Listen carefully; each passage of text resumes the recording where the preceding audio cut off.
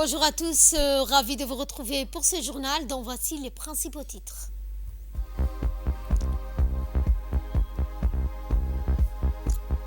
Sous la présidence du chef de l'État Ismaël Omar Guelleh, se sont tenus aujourd'hui les travaux de la 8e séance du Conseil des ministres où cette question était à l'ordre du jour. Des centaines de milliers de Palestiniens à Gaza mangent un repas tous les 2 ou 3 jours, c'est ce qu'a indiqué l'UNRWA. C'était le titre place au développement sous la présidence du chef de l'État et chef de gouvernement Ismaël Omar Guelleh s'est tenue aujourd'hui 6 mai la 8e séance du Conseil des ministres où cette question était à l'ordre du jour. Écoutons le compte rendu du porte-parole du gouvernement et ministre des Affaires étrangères. Sous la présidence de son Excellence M. Ismaël Omar Guelleh, président de la République, chef de gouvernement, a eu lieu ce mardi 6 mai 2025, la 8e séance du Conseil des ministres et était à l'ordre du jour. Cette question. Ont été examinés et approuvés les textes suivants. Ministère des Affaires étrangères et de la coopération internationale, porte-parole du gouvernement. Première question. Projet de loi portant ratification du protocole à la Charte africaine des droits de l'homme et des peuples relatifs aux droits des personnes handicapées en Afrique. Le projet de loi a pour objet la ratification du protocole à la Charte africaine des droits de l'homme et des peuples relatifs aux droits des personnes handicapées en Afrique, adopté le 29 janvier 2018 à Addis Abeba. Ce protocole constitue un instrument juridique continental majeur visant à renforcer la protection des droits et de la dignité des personnes handicapées. Il s'inscrit dans la dynamique engagée par l'Union africaine en faveur de l'égalité, de la non-discrimination et de l'inclusion effective des personnes handicapées dans tous les aspects de la vie sociale. En tant qu'État membre de l'Union africaine et partie à de nombreux instruments internationaux relatifs aux droits humains, la République de Djibouti réaffirme, à travers cette ratification, son engagement à promouvoir et protéger les droits des personnes handicapées. Cette démarche s'aligne pleinement sur les objectifs de la stratégie nationale du handicap 2021-2025 et vise à renforcer les cadres juridiques, institutionnels, administratifs existants. Ministère de l'Environnement et du Développement durable. Deuxième question. Projet de loi portant ratification par la République de Djibouti de la Charte de l'Initiative pour le Moyen-Orient. En tant que pays fondateur de l'Initiative pour le Moyen-Orient vert, IMEG, notre pays joue un rôle central dans cette initiative régionale lancée au sommet de Riyad de 2021. L'IMEG vise à répondre aux enjeux environnementaux croissant dans la région en mettant l'accent sur la lutte contre la dégradation des terres, la préservation des écosystèmes et le soutien aux projets de restauration environnementale. En ratifiant cette charte, la République de Djibouti confirme son rôle actif dans les négociations environnementales et s'affirme comme un acteur majeur dans la lutte contre les défis environnementaux régionaux, notamment la désertification et la gestion durable des ressources en eau. Troisième question. Ministère de la Ville, de l'Urbanisme et de l'Habitat. Projet de décret portant approbation des plans détaillés d'aménagement urbain des villes d'Ali Sabié, d'Arta, de Dikil, d'Obok et de Tadjoura. Le projet de décret a pour objet l'approbation des plans détaillés d'aménagement urbain des chefs-lieux et de régions de l'intérieur. Ces plans s'inscrivent dans le cadre de la mise en œuvre des orientations définies par les schémas directeurs d'aménagement urbain propres à chaque région, tel qu'approuvé par la loi numéro 129/AN 16 7e L du 16 juillet 2016. Les SDAU constituent des documents de référence pour la planification urbaine à court et moyen terme. Ils permettent notamment de délimiter les zones d'extension destinées à l'habitat, de définir les tracés des voies primaires, secondaires, de localiser les équipements sociaux des bases ainsi que d'identifier les zones à restructurer à raison de leur insalubrité. Quatrième question. Ministère de la Jeunesse et de la Culture. Projet d'arrêté approuvant et rendant exécutoire le bilan 2022 de l'Agence nationale pour la promotion de la culture.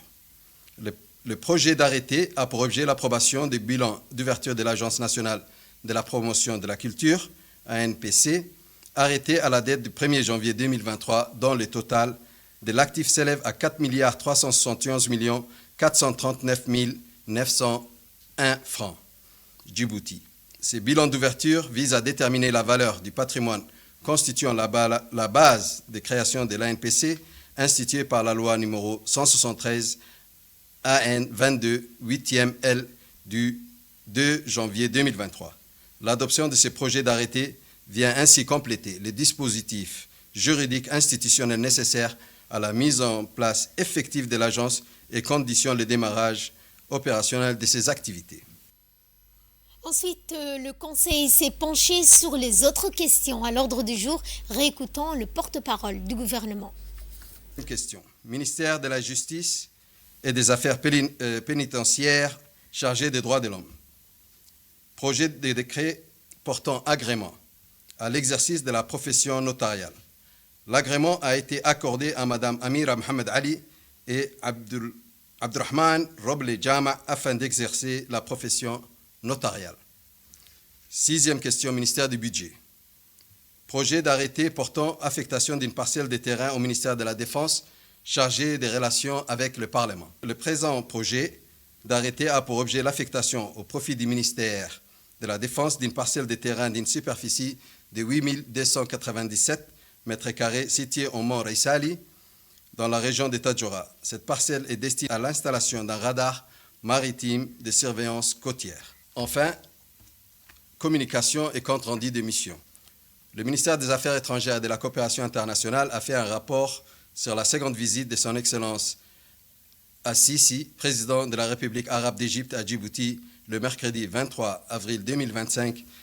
Il a également fait un compte-rendu de la participation du président de la République, son Excellence Ismaël Omar Guelleh, à la cérémonie d'investiture du président élu de la République gabonaise, un événement qui s'est tenu à Libreville le dimanche 3 mai. La ministre déléguée de l'économie numérique et de l'innovation a fait un compte-rendu de sa participation au premier forum sur l'investissement direct qui s'est tenu à Islamabad au Pakistan du 29 au 30 avril 2025. Pour sa part, le ministre du Travail chargé de la formalisation et de la protection sociale a fait un compte-rendu sur sa participation à la 51e session de la conférence de l'Organisation arabe du travail qui a eu lieu au Caire du 19 au 26 avril 2025.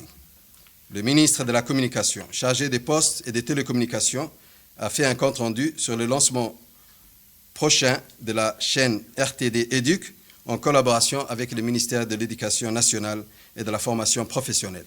Le ministre de la Communication, chargé des postes et des télécommunications, a également fait un compte-rendu sur le séminaire régional de la radiocommunication pour l'Afrique qui s'est ouvert à Djibouti le 5 mai 2025. Pour sa part, le ministre de la Défense, chargé des relations avec le Parlement, a présenté au Conseil le compte-rendu relatif à sa participation au sommet extraordinaire qui a réuni les pays contributeurs des troupes à la mission de l'Union africaine d'appui et de la stabilisation en Somalie qui a été accueilli par l'Ouganda le 25 avril 2025. Le ministre de l'Économie et des Finances, chargé de l'Industrie, a fait un rapport de sa mission et la participation de la République de Djibouti aux assemblées annuelles de la Banque mondiale et du FMI du 21 au 26 avril 2025. Enfin, le ministre de l'Énergie, chargé des ressources naturelles, a présenté le compte-rendu de sa mission de travail en Chine du 27 avril au 1er mai 2025. Merci beaucoup.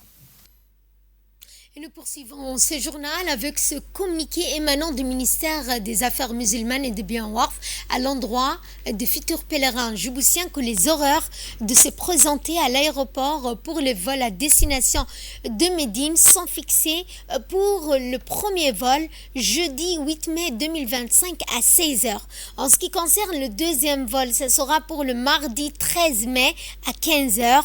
Troisième vol dimanche 18 mai 6h.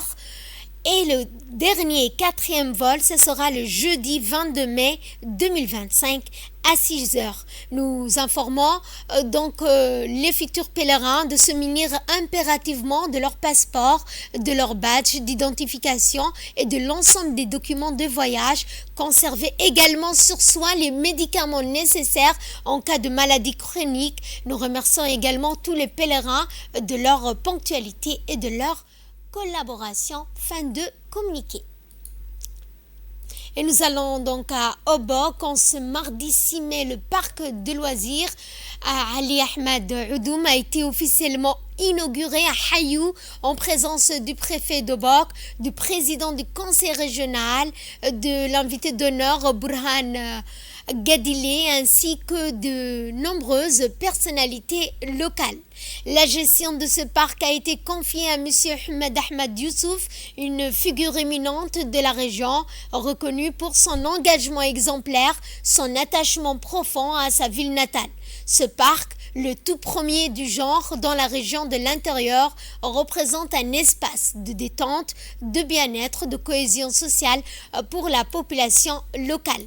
Ce nouveau parc, pensé comme un héritage commun, représente bien plus qu'un simple espace vert. Il incarne un lieu de rencontre, de détente, de partage ouvert à tous les Obokois et Obokoises et ainsi qu'à leurs générations futures. Conçu pour favoriser la convivialité tout en respectant l'environnement, ce parc est désormais un symbole d'attachement profond de la communauté à sa ville. Ce parc n'est pas seulement un aménagement urbain, il est un appel à la responsabilité collective. Son entretien, sa préservation, sa valorisation dépendront de l'implication de chacun. Les habitants sont ainsi invités à prendre soin comme un trésor commun.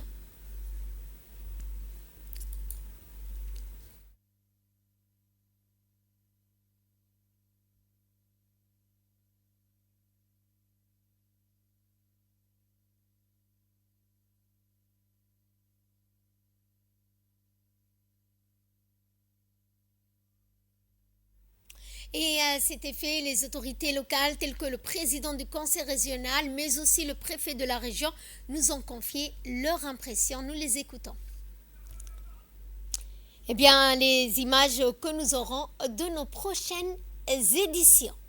En sport, cette fois, nous allons parler d'athlétisme et de brillantes performances des athlètes djiboutiens à Tokyo et qualification ainsi au mondial.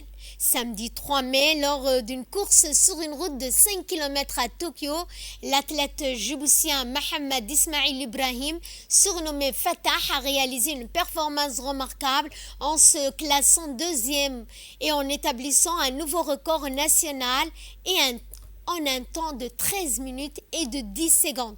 Par ailleurs, Samia Hassan Nour a également brillé lors de cet événement en terminant deuxième du 10 000 mètres avec un temps de 30 minutes et 40 secondes, établissant ainsi un nouveau record national et se qualifiant pour le championnat du monde d'athlétisme à Tokyo en 2025. Ces performances exceptionnelles témoignent du dynamisme de l'athlétisme djiboutien sur la scène internationale. Et dans notre dossier de ce 15h, nous allons parler de la sécurité routière, une priorité nationale pour éviter les accidents s'avère être un combat au quotidien pour les agents de la sécurité routière. Regardez.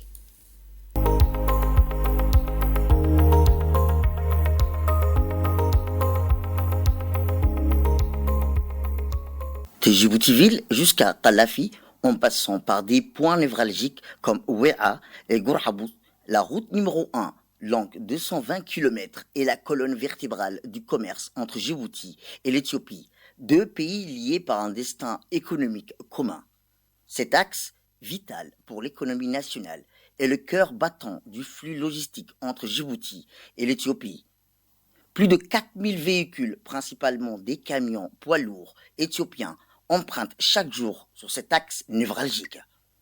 Alors la vigilance sur cette portion reste de mise et l'escadron de la sécurité routière de la gendarmerie nationale qui incarne cette vigilance permanente. L'unité de l'escadron de la sécurité routière a pour mission principale de sécuriser la route nationale numéro 1 et d'assurer la fluidité de la circulation tout au long de cette route qui est la principale voie terrestre du pays reliant l'Éthiopie et Djibouti. L'ESR a également pour mission de réaliser le constat d'accidents, assurer l'escorte des camions des grands gabarits ou transportant des marchandises et matériaux sensibles. L'ESR dispose des personnels féminins et masculins qui font preuve d'abnégation remarquable dans leur engagement au profit des sécurités des usagers de la route depuis PK12 jusqu'à la frontière Kalafi. Les éléments de l'ESR sont sur tous les fronts pour résorber l'insécurité routière. L'escadron sécurité routière opère en permanence sur l'axe principal les plus fréquentés de la route nationale numéro 1 pour répondre aux préoccupations croissantes liées aux accidents de la route et de la sécurité des usagers. Cet escadron a connu une évolution significative visant à améliorer la sécurité et la fluidité du trafic sur le corridor reliant Djibouti à l'Éthiopie. Il dispose 3 brigades et des postes routiers le long de ces corridors pour assurer une couverture efficace de la zone de compétence. Malgré ces efforts, les accidents de la sécurité routière demeurent fréquents sur le corridor. Pour répondre aux enjeux de la sécurité, l'escadron sécurité routière a mis en place plusieurs actions concrètes, notamment le renforcement du contrôle routier, en particulier sur la vitesse et l'alcoolémie. L'escadron utilise des équipements tels que les cinémomètres pour détecter l'excès de vitesse et l'alcotest pour identifier les conducteurs sous l'influence des alcools. Mais également aussi, elle mène des campagnes de sensibilisation. Les gendarmes routiers intensifient les efforts de contrôle régulier sur les axes à fort trafic. Conscient des enjeux sécuritaires, le Djibouti Port Corridor Road apporte à l'escadron de la sécurité routière un important soutien matériel de dernière génération, indispensable à l'accomplissement efficace de ses missions de sécurisation de cet axe névralgique. L'escadron de la sécurité routière a été doté d'une flotte de véhicules adaptés aux réalités du terrain, notamment un remorqueur pour évacuer les camions accidentés, grues pour dégager rapidement les chaussées en cas de retournement, mais aussi récemment la digitalisation des processus de gestion des infractions routières et des accidents dans un souci de traçabilité, d'efficacité administrative et de réactivité. Ce renforcement logistique a radicalement transformé les capacités de réponse de l'escadron. La coopération entre l'ESR et le DPCR illustre une synergie gagnante au service de la sécurité, de la performance logistique et du développement durable. L'escadron sécurité routière n'est pas le seul à opérer. Elle est soutenue par les DPCR. Nous remercions les DPCR qui sont toujours à notre côté pour garantir la sécurité routière. Chaque jour, sans repos, ces femmes et ces hommes en uniforme bleu honorent leur mission par tous les temps, face à tous les risques. Ils incarnent la sécurité, la fluidité et la résilience d'un corridor vital. Et nous enchaînons ce journal avec la première édition du sommet de l'audiovisuel et du divertissement qui se tient à Mumbai en Inde. À travers ce rendez-vous inédit de 4 jours, les autorités indiennes entendent bâtir une économie forte autour du cinéma, de la musique, des jeux vidéo, de l'animation, de la narration entre autres, un tournant important de l'audiovisuel et du cinéma dans le monde. Pour Narendra Modi, Premier ministre de l'Inde, ce sommet mondial de l'audiovisuel et du divertissement n'est pas qu'un simple rendez-vous cinématographique avec son acronyme WAVE. Selon lui, c'est une vague de culture, de créativité et de connexion universelle. Il faut noter que 75 pays, des auteurs, des acteurs de renom, des grands de l'industrie cinématographique à l'image de Hollywood, Nollywood, Bollywood participent à ce sommet pour une connexion des idées et d'expériences. Plus de 120 panels de discussion ont été au programme au cours de ces 4 jours de panel. Et pour clore ce journal, nous allons parler de ces centaines de milliers de Palestiniens à Gaza qui mangent un seul repas tous les 2 ou 3 jours. L'Agence des Nations Unies pour le réfugié palestinien a déclaré mardi que des centaines de milliers de Palestiniens à Gaza ne mangent qu'un seul repas à tous les 2 ou 3 jours en raison de la politique de la faim menée par Israël.